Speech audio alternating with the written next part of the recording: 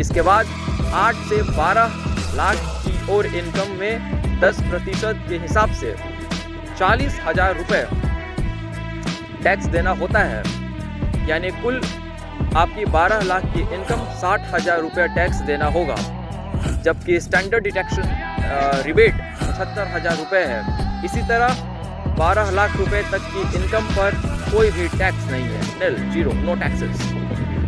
सरकार उद्यम पोर्टल पर पंजीकृत सूक्ष्म उद्यम स्मॉल एंड माइक्रो एंटरप्राइजेस के लिए 5 लाख रुपए का सीमा वाले कस्टमाइज्ड क्रेडिट कार्ड शुरू करेगी। पहले वर्ष में 10 लाख करोड़ जारी किए जाएंगे।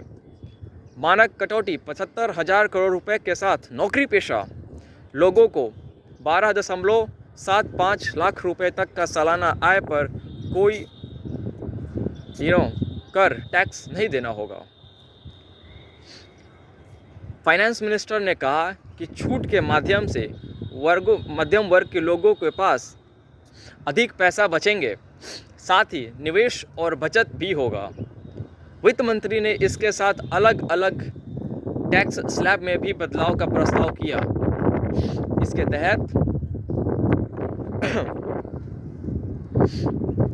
अब 4 लाख रुपए सालाना आय पर कोई कर नहीं लगेगा।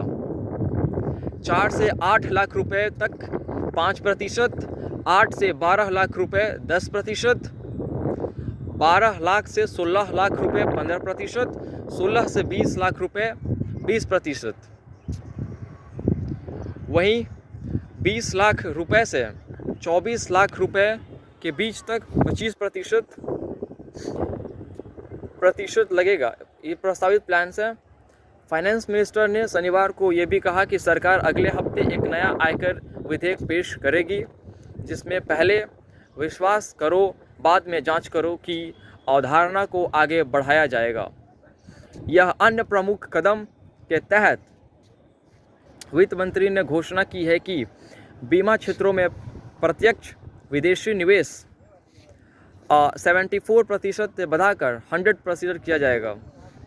फाइनेंशियल ईयर 25-26 का बजट करते हुए सीतारमण ने कहा कि पिछले 10 वर्ष में सरकार ने करदाताओं की सुविधा के लिए कई सुधार को लागू किया है, जिसमें फेसलेस मूल्यांकन भी शामिल है।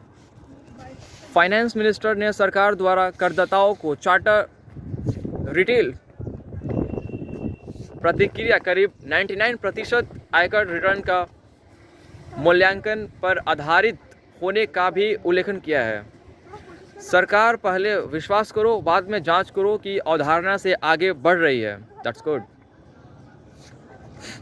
नाउ अगले हफ्ते संसद भवन ने नया आयकर विधेयक पेश करेंगे। उम्मीद है कि इस विधेयक से वर्तमान आयकर IT कानून नाउ विद द 1961 प्लान्स व्यापक समीक्षा के लिए फाइनेंस मिनिस्टर बजट घोषणा के अनुसार केंद्रीय प्रत्यक्ष बोर्ड ने सीमा की देखरेख करने और अधिनियमन के संक्षिप्त, स्पष्ट व समझने में आसान भाषा के लिए अंतरिम समिति का गठन किया है। इसके विवाद मुकदमेबाजी कम होगी, कपड़े का सामान होगा सस्ता, मोबाइल फोन्स की बैटरी लिथियम आयंस बैटरी भी सस्ती होगी, इलेक्ट्रिक कार्स के दाम घटेंगे, mobile phone, LED TV, electric vehicles.